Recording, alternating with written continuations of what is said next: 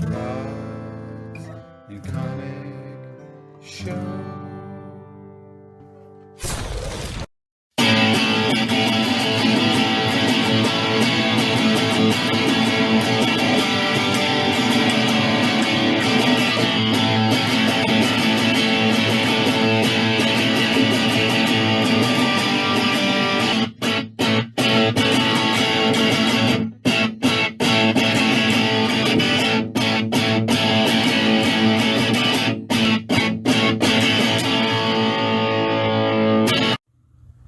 Welcome back to Cards and Comics, guys. Today I have a 90s mail day update. So I'm going to split my mail day up into two separate videos because I've been kind of delayed. I've been traveling again for work. So I don't want to make it just one big long video, and I want to talk about the cards a little bit. So we're going to split them up into the 90s, and then we'll have all the vintage and other stuff in the other mail day. So starting here with some cards I'm putting together for sets. First up is a Fleer Brilliance Gold Albert Bell PSA 9. So I'm building the base gold set. So really cool. I probably have about 50 cards now in this base gold set. There's a lot of cards in the set. So it's going to take a while. It's going to be a labor of love. But I got the Griffey, I got the Thomas, so I got a good head start. So, but yeah, there it is. And you can see these are numbered out of, it'll focus, 99. This one is 93 of 99. It's hard to see my camera, but the lighting, but there you go. Albert Bell, card number 1. Gotta move my monster out of the way. Sorry. It's late at night. I gotta keep going somehow. Gotta have caffeine somehow. There we go. Next up, 2 cards for my 99 Bowman's Best refractor set. I got the base Nomar Garcia Parra out of 400. You can see that, out of 400. And Wade Boggs. Oh, I get Wade Boggs. It's a lot of fun. He's a Hall of Famer, if you didn't know. Yeah, it's going to be awesome to get the set together. But 2 cards in that set. They're so shiny and pretty. I love those cards. Next up, I got 4 cards in this set, which is hard to believe because this has been a very hard set to put together. To even get 1 card like a month, it's just hard to find. It's the 99 Stars and Steel Hollow Gold. So I got 4 cards for this set. I got Andres Galarraga, and again, they're shiny on the front and the back, which I just love. They got the cool domed epoxy, and just a lot about this card. It's just, we've talked about it a lot, but love it. So there's the Andres Galarraga. Next up, Paul O'Neill. So there you go. There's a Yankee, Paul O'Neill. Remember, there's only 44 cards in this whole set. So, unlike the gold, Philip Brilliance Gold, where if I pull 5 or 6 cards, it's like a small dent. 4 cards of this, getting 4 cards is literally 10% of the set for the most part. So, it's a bigger deal to get 4 cards. Paul O'Neill. Next up is a pretty big one, a little more expensive for sure. It's the Alex Rodriguez. So I have the A-Rod, and remember I have 2 Griffies. The A-Rod. I just bought another one, an actual big-time Hall of Famer just sold on eBay, and I bought it. So I'm going to have another huge Hall of Famer coming in. But in the meantime, this is probably the second biggest card in the set, the Derek Jeter. So I got 2 Griffies now. I have a Jeter. Just super excited. I know it sounds it, but I am. Getting the Jeter in the set was key. Now, the card that I'm struggling with is the Frank Thomas, because I have not seen it, and even for sale, I don't even know what it looks like in terms of, I've never even seen a photo of it. So my fear is this. I've had other sets where I've collected like this, where there is a hoarder in the crowd who has bought every copy of that card and is sitting on all of them. Now, the pop reports are extremely low for all these cards, but the Frank Thomas, I believe, sits at 0. So either The card is somehow short printed from Topps, which is weird because all of these cards are pretty short. Or you've got a hoarder, someone who's bought every copy ever come up and is just sitting on them and is never going to sell them because he loves the card, which is fine. But I have been in sets before where there has been someone who just has every available copy of a card, and if you want it, you're just kind of out of luck. So hopefully that's not the case with the Frank Thomas. Hopefully I can get a copy at some point to finish that set once I get closer to it, because right now I am probably, let's say 10, 12, about 12 to 15 cards into it, which is, getting close to, say, 30 something percent, 40% of the set, getting close. So it's a chunk.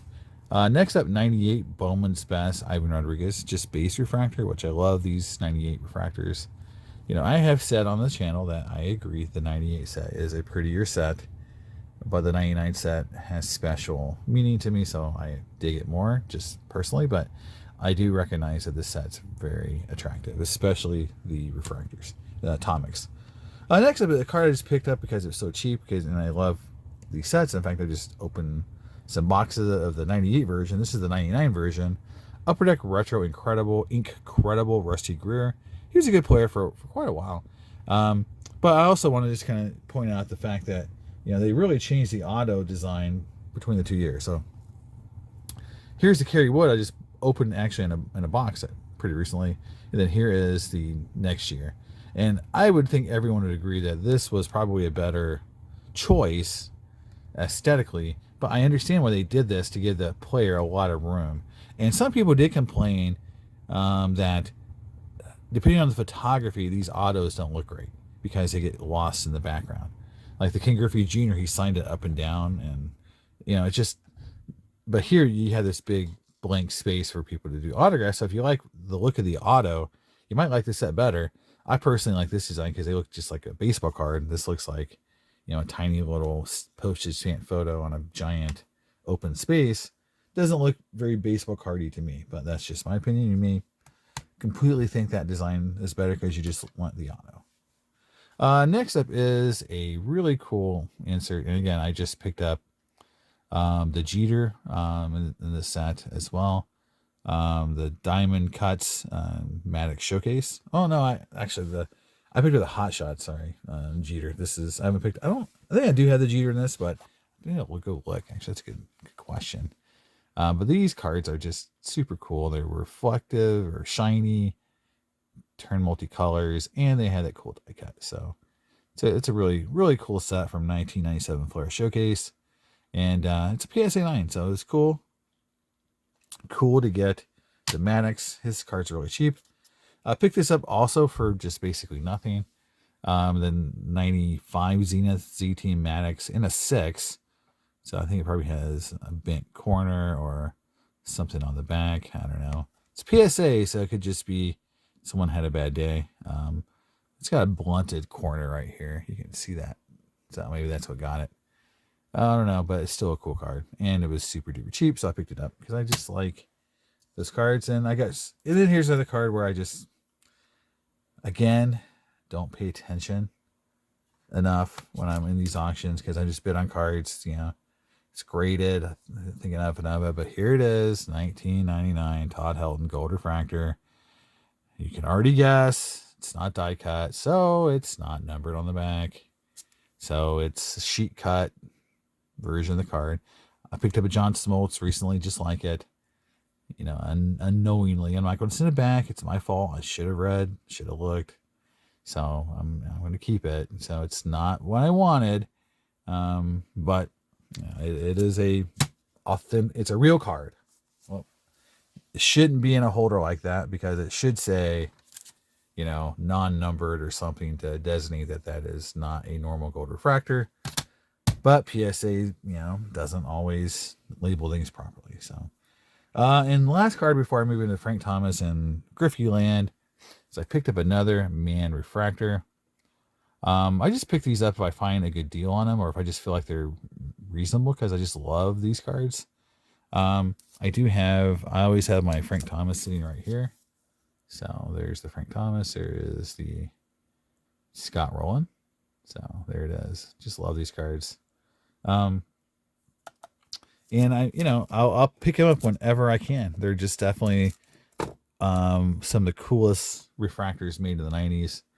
Fortune 15 are definitely as cool, very cool as well. So they just really hit different. You got to really hold one in your hand to see the depth of this refractor. It's peak refractor. It's definitely, they haven't done anything this cool before or since. The Fortune 15 in this set are just killer. And then it is shiny in the back, and it is numbered like it's supposed to be. Like that Todd Hilton was not. So yeah. All right, moving into the Frank Thomas world. So I got some really cool Frank Thomas cards. Starting here with a 98 Bowman Chrome Refractor. Just a cool base refractor. Nothing special, just need it for the collection. Here's a really cool one. This is a, I believe it's 99. 99 Upper Deck Forte. This is the triple out of 100. And for anyone who likes the Forte set, there is a purple called the Home Run, numbered to 10. So, and I've seen a few copies of other players out there, but I've never seen this card. Of course, a Griffey would break eBay if it ever showed up for sale. So, cool set.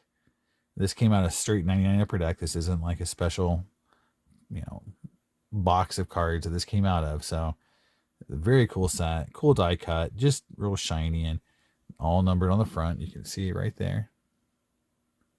Number 45. Yep.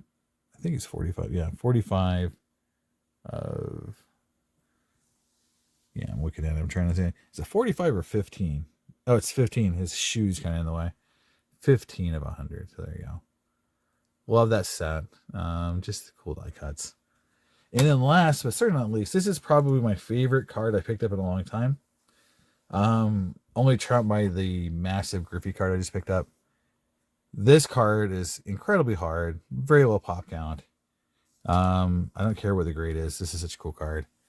So here is the 1997 Bowman's Best Mirror Image inverted atomic refractor. Inverted. So the way these worked was normally you had the Thomas as the big picture and the little picture was Travis Lee, or the rookie was the little picture.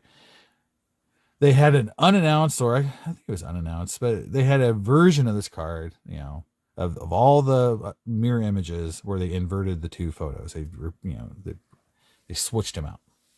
And they're really hard to find. They're really rare. I don't think there's even a print or a estimated print run. So no one really knows how many were made. They're just really hard to find. And this is the atomic. So this is the hardest of the hard. And you can see on the back, you've got Derek Lee and Jeff Bagwell. So, if you're a Bagwell collector, you got to be like, now I got to compete with the Frank Thomas guys. Crap. So, sorry if you're a Bagwell guy. I have this card for you, but there it is, guys. It's a really hard card. It's really cool. Just one of those quirky cards from the 90s, man. It's not numbered, but super rare.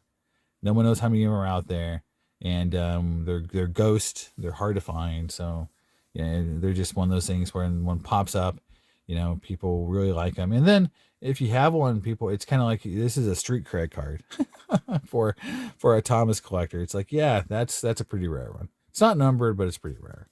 You don't see him every day. And then last but not least is an actually numbered card from Frank Thomas. And I got this for my buddy Dwayne on Instagram. I like this set. And Early Road to the Hall, 99 Topps Chrome, PSA 9. These are numbered, again, to 100. This is 72 of 100. I have, I think, 3 or 4 of these cards already. I have the Vlad Guerrero, Ivan Rodriguez. I think I have the Mike Piazza. Now I have the Frank Thomas, which is, again, amazing. Love this card.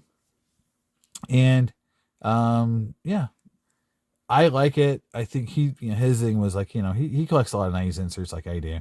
To him, it was a little too plain. But I do think in the right light, you can see the depth and that coloring, that kind of purplish blue.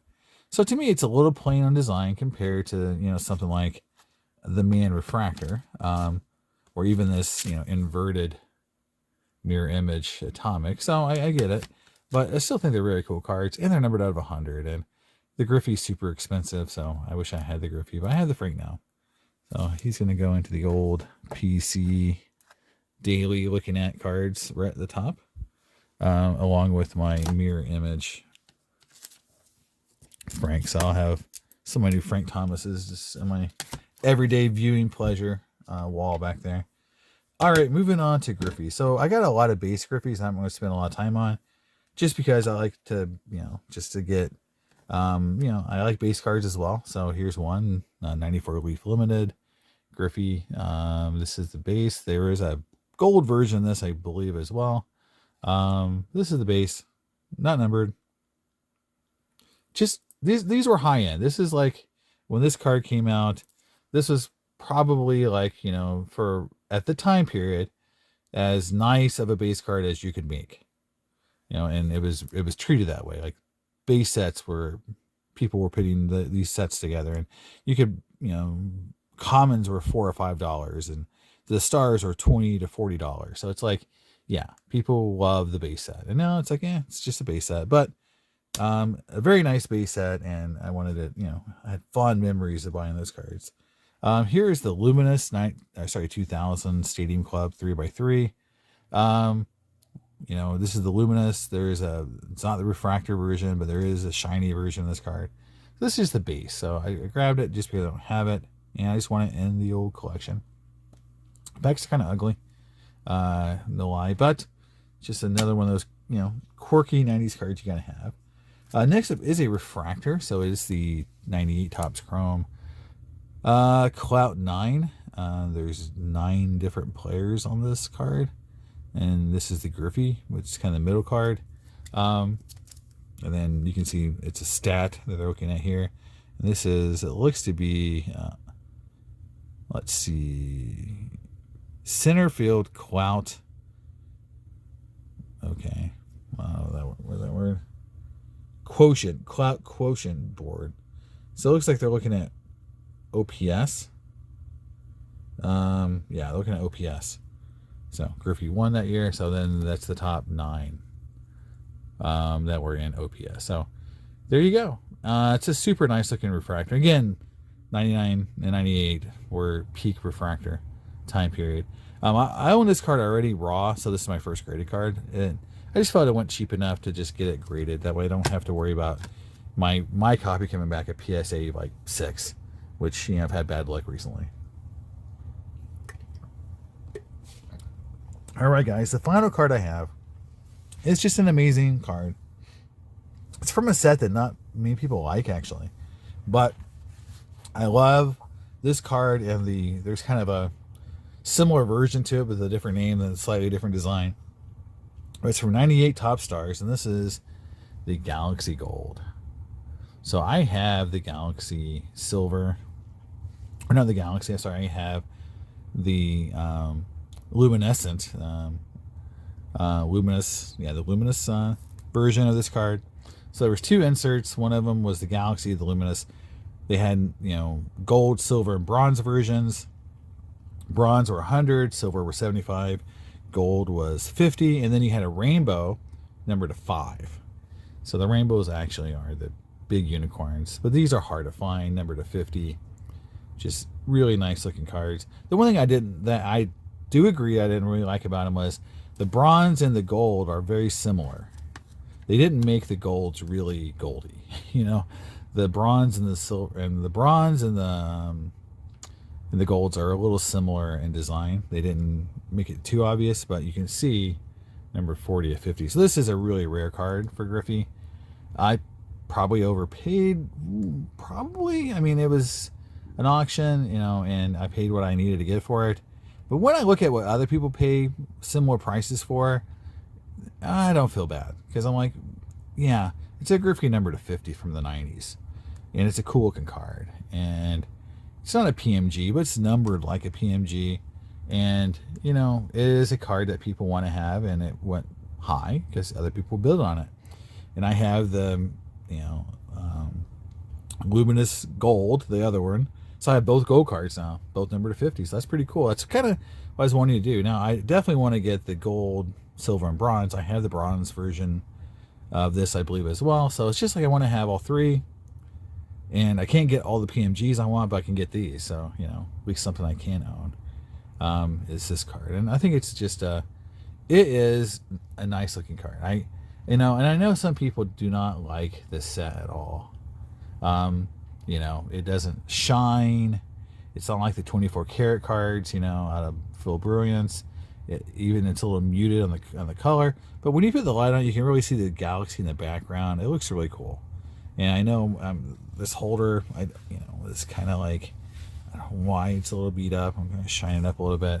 I need to take something to make this holder a little shinier because it's definitely, you can see scratches on it. It's not the greatest holder.